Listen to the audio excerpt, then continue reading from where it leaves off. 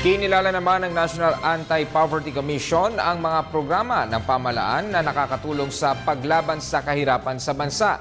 Ayon sa NAPSI, mga ito ang susi upang unti-unting mapababa ang bilang ng mga mahihirap na Pilipino. Si Ria Fernandez sa detalye.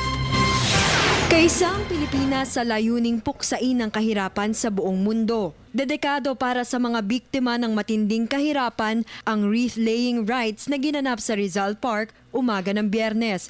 Ito'y bilang paggunita sa International Day for the Eradication of Poverty ng United Nations at ang National Day for Overcoming Extreme Poverty. Sa nasabing okasyon, kinilala ni National Anti-Poverty Commission Secretary Jose Rocamora ang mga programa ng pamahalaan bilang dahilan ng unti-unting pagbaba ng bilang ng mga Pilipinong mahihirap. Aniya, mula 1996 hanggang mga unang buwan ng 2013, walang malaking pagbabago sa poverty incidence. Ngunit nang matapos ang taong 2013, sa kauna-unahang pagkakataon, nabawasan ito ng 3%.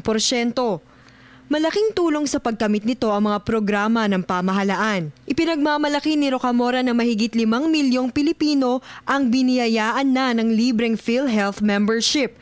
Target umano ng Department of Health na itaas pa ito sa 14 na milyon sa susunod na taon.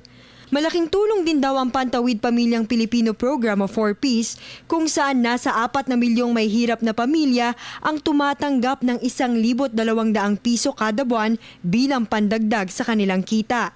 May epekto rin daw ang pagbaba ng unemployment mula 7.5% sa 6.7%.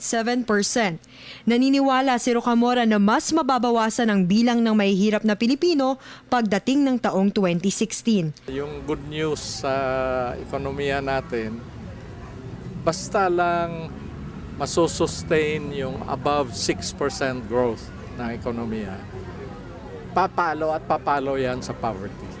Sa karanasan ng ibang bansa, klaro na pag mayroon kang above 6% growth over a period of 4 to 5 years, may impact talaga sa poverty. Para sa Telebisyon ng Bayan, Ria Fernandez.